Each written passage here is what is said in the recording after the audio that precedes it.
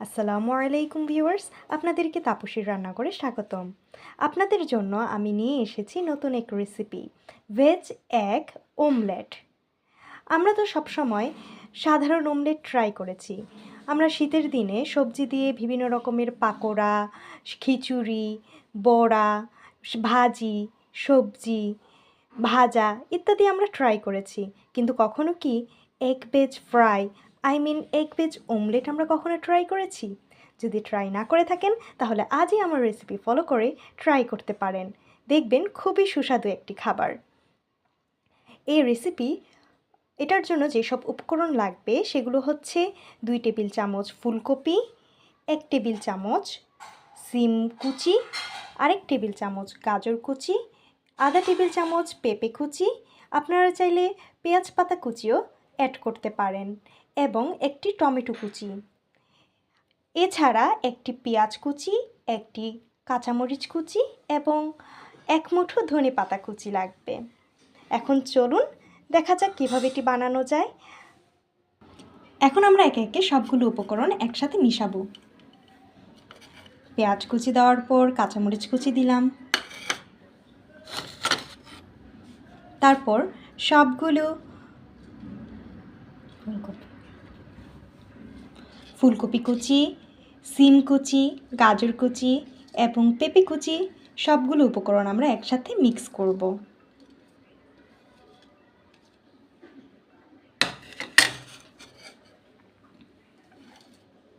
এখন আমরা ধনে পাতা কুচি দিচ্ছি।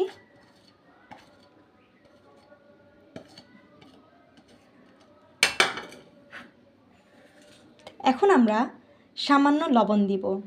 লবণ হবে আপনার 4 ভাগের 1 চা চামচ, মানে 1 চামচের 4 ভাগের 1 ভাগ।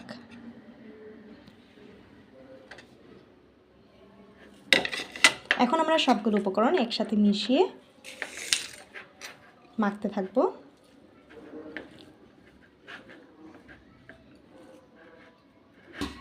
সবগুলো উপকরণ একসাথে মিক্স করার পর এখন আমরা ডিমটি দিয়ে দিব।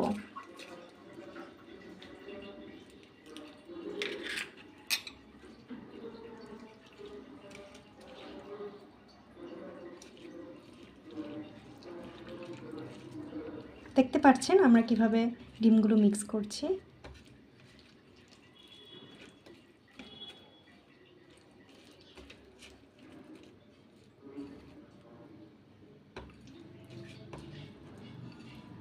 এখন আমরা গ্যাসের ফ্লেম অন করে একটি ফ্রাই প্যান দিলাম,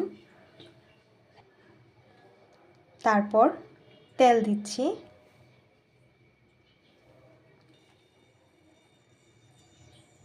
তেলটা একটু গরম হওয়ার পর এখানে আমরা 1.5 টেবিল চামচের মতো তেল দিয়েছি। আপনারা আপনাদের পরিমাণ অনুযায়ী তেল দিবেন। তারপর আমরা তেলটা একটু গরম হয়ে আসলেই আমরা ডিমটি দিয়ে দিব। তেলটি গরম হওয়ার পর এখন আমরা ডিমগুলো দিয়ে দিচ্ছি।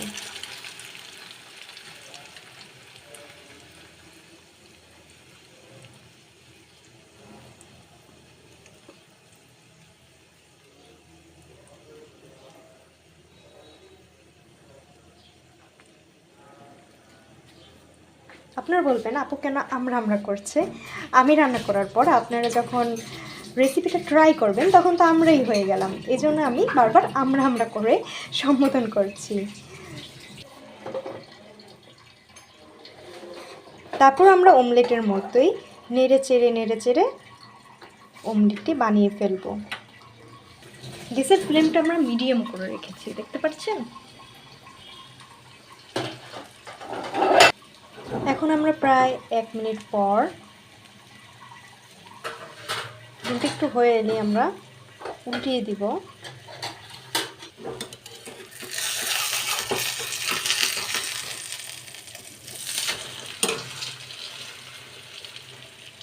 দেখতে পাচ্ছেন নিশ্চয়ই কত সুন্দর করে উল্টানোর পরও সবজিগুলো ভেঙে পড়েনি, সুন্দরভাবেই রয়েছে। তাই আপনাদের চিন্তা করার কোনো কারণ নেই, আপনার রেসিপিটা ট্রাই করলেই বুঝবেন কত মজা।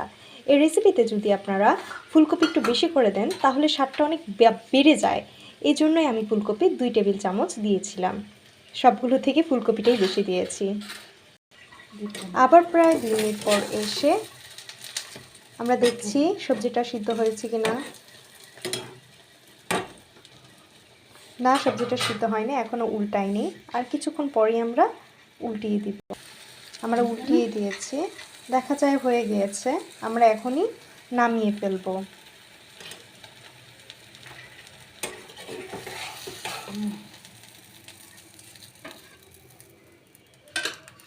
দেখতে পাচ্ছেন নামিয়েছি। নামানোর পর দেখতে এরকম হবে এবং খেতে খুবই সুস্বাদু হবে। আপনারা একবার নিশ্চয়ই ট্রাই করবেন। আপনারা চাইলে শীতের সিজনের পেঁয়াজ পাতাও ইউজ করতে পারেন, দেখবেন কত মজা হয়। একবার নিশ্চয়ই ট্রাই করে দেখবেন, অনুরোধ রইল।